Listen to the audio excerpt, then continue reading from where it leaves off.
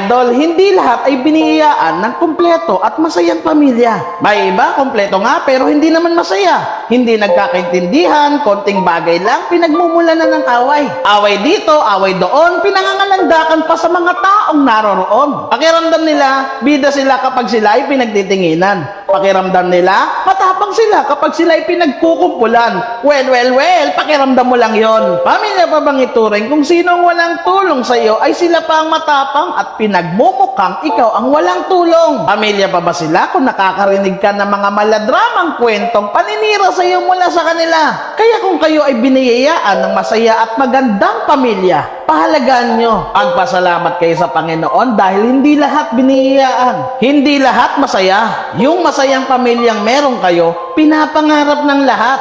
Pinapangarap nila at mas lalong noon pa man, pinapangarap ng nanonood nito. Real talk yan.